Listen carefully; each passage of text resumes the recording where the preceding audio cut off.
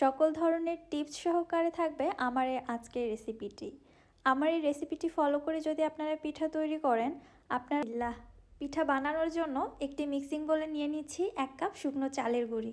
পিঠাগুলোকে নরম এবং সফট করার জন্য সাথে দিয়ে দিচ্ছি 1/2 কাপ ময়দা, আরও দিয়ে দিচ্ছি 1/3 কাপ গুঁড়া দুধ, 1/4 কাপ দিচ্ছি চিনি। চিনির পরিবর্তে আপনারা এখানে গুড় দিতে পারেন, তবে গুড় দিলে পিঠাগুলো লাল হবে। এবার সব কিছু আমি একটি হ্যান্ড উইস্ক দিয়ে ভালোভাবে মিক্সড করে নিচ্ছি। মেশানোর পরে এর মধ্যে পানি অ্যাড করছি। এখানে আমি কুসুম গরমের থেকেও একটু বেশি গরম পানিটা ব্যবহার করছি, তবে অতিরিক্ত গরম বা ফুটন্ত গরম পানি না, কুসুম গরমের থেকে একটু বেশি গরম হবে। পানির মধ্যে ধোঁয়া উঠছিল, সেটা নিশ্চয়ই আপনারা লক্ষ্য করেছেন। ফার্স্টে আমি 1 কাপ পানি দিয়েছিলাম, পরবর্তীতে আবারও 1 কাপ পানি নিয়েছি, তবে পুরোটা একবারে দিচ্ছি না, অল্প অল্প করে দিয়ে দিচ্ছি। পানিটা কেমন গরম হবে আশা করছি আপনাদের বোঝাতে পেরেছি। ফুটন্ত গরম পানি না, তবে গরম হবে, পানির মধ্যে যেন ধোঁয়া ওঠে। এরকম গরম পানি দিয়ে যদি আপনারা এই পিঠাগুলো তৈরি করেন তাহলে খুবই বেশি নরম সফট হবে। বানানোর 2 থেকে 3 দিন পরেও পিঠাগুলো ঠিক এমনই নরম তুলতুলে সফট থাকবে। টোটালে 2 কাপ পানি এখানে আমি দিয়ে দিলাম। তারপরে দেখুন ব্যাটারের কনসিস্টেন্সিটা ঠিক কেমন হয়। আমি যে পরিমাণে আটা, ময়দা, গুঁড়া দুধ নিয়েছি এখানে 2 কাপ পরিমাণ পানি লাগবে, তবে আপনাদের ক্ষেত্রে একটু কম বেশি লাগতে পারে। এরপর এর মধ্যে দিয়ে দিচ্ছি আমি 1/4 টিস্পুন লবণ। মিষ্টি খাবারে বা পিঠা জাতীয় খাবারে যারা লবণটা পছন্দ করে না তারা স্কিপ করতে পারেন। ব্যাটারটি তৈরি হয়ে গিয়েছে, একটি ঢাকনা দিয়ে ঢেকে ব্যাটারটিকে আমি রেস্টে রেখে দিচ্ছি 10 থেকে 15 মিনিটের জন্য।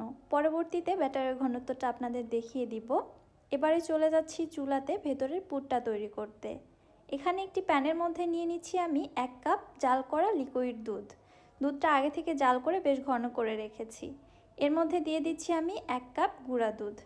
গুঁড়া দুধ দিয়ে এভাবেই খুব অল্প সময়ের মধ্যে খিরসাটা তৈরি করা যায়, তবে আপনারা চাইলে বেশি পরিমাণে লিকুইড জাল করেও খিরসা তৈরি করে নিতে পারেন। খিরসাটা খুব দ্রুত ঘন করার জন্য দিয়ে দিলাম 2 টেবিল চামচ ময়দা, সাথে দিয়ে দিচ্ছি 1 কাপ খাঁটি খেজুরের গুড় এবং 1/4 টিস্পুন লবণ। চুলাটা কিন্তু আমি এখনও অন করে দিইনি, সব কিছু খুব ভালোভাবে মিক্সড করে নেওয়ার পরে তারপরে চুলাটাকে অন করে দিচ্ছি।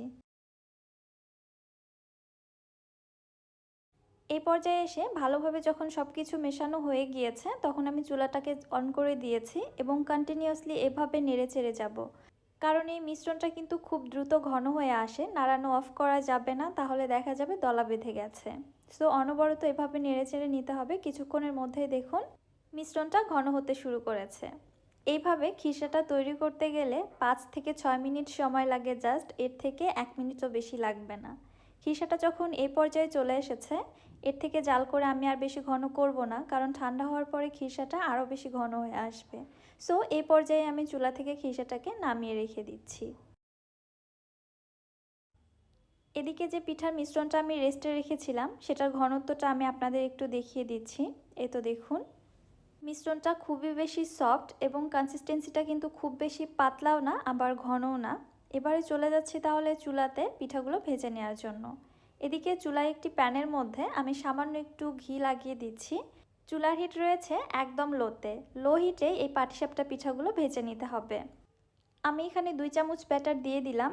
এরপর প্যানের হাতলটা ধরিয়ে এভাবে ঘুরে একটা পাতলা রুটির শেপ দিয়ে নিচ্ছি। কিছুক্ষণ অপেক্ষা করছি রুটির উপরটা একটু টেনে আসা পর্যন্ত। যখন দেখবেন রুটির কালারটা চেঞ্জ হয়ে কিছুটা ট্রান্সপারেন্ট কালার চলে এসেছে, ঠিক ওই মুহূর্তে এর মধ্যে আমি খিরসা দিয়ে দিচ্ছি। যে পাশ থেকে আমি পাটিসাপটাটা ফোল্ড করব ওই পাশ থেকে এভাবে লম্বা করে পুরটা দিয়ে দিলাম।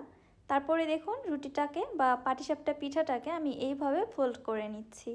দেখতেই পাচ্ছেন নিচের দিক থেকে পিঠাটা কত বেশি সফট এবং সাদা ধপধপে হয়েছে। এরকম পিঠা বানাতে চাইলে চুলার হিটটাকে কিন্তু সঠিকভাবে মেনটেন করতে হবে। ফোল্ড করার পরে পিঠাটাকে একটু উল্টে পাল্টে কয়েক সেকেন্ডের মতো সেঁকে নিচ্ছি। তারপরে পিঠাটিকে আমি উঠিয়ে নিচ্ছি। একটি পিঠা রেডি হয়ে গেল, আরও একটি পিঠা আমি আপনাদের তৈরি করে দেখাচ্ছি। প্রত্যেকবার পিঠা প্যানে দেওয়ার আগে অবশ্যই তেল বা ঘি দিয়ে প্যানটাকে ভালোভাবে মুছে নিতে হবে, দেন পিঠার ব্যাটার দিয়ে দিবেন। আমি কিন্তু মুছে নিয়েছিলাম, তারপরে 2 চামচ পরিমাণে ব্যাটার দিয়ে দিলাম। ঠিক একইভাবে কিছুক্ষণ অপেক্ষা করেছি পিঠার উপরটা টেনে আসা পর্যন্ত। এরপরে পরিমাপ মতো পুর দিয়ে দিচ্ছি। পুরটাকে একটু এভাবে লম্বা করে দিতে হবে, তাহলে ফোল্ড করতে সুবিধা হয় আর পিঠাগুলো খুব সুন্দরভাবে ফোল্ড করা যায়। দেখতেই পাচ্ছেন মাশাআল্লাহ আমার এই পিঠাটাও কত বেশি পারফেক্ট হয়েছে। আমি আবারও বলছি, এমন সাদা ধপধপে এবং সফট পিঠা বানাতে চাইলে চুলার হিট কখনোই বাড়ানো যাবে না। চুলার হিট বাড়িয়ে যদি পিঠা তৈরি করি, পিঠা দেওয়ার সঙ্গে সঙ্গে পিঠার গায়ে অনেক ছিদ্র তৈরি হয় এবং অতিরিক্ত হিটে পিঠা ভেজে নেওয়ার কারণে পিঠার কালারটাও কিন্তু লালচে হয়ে যায়। সো চুলার হিটটাকে খুব ভালোভাবে মেনটেন করাটাও কিন্তু খুবই ইম্পর্ট্যান্ট। একইভাবে সবগুলো পিঠা আমার ভেজে নেওয়া হয়ে গিয়েছে, দেখতেই পারছেন। আর পিঠাগুলো কত বেশি নরম, তুলতুলে,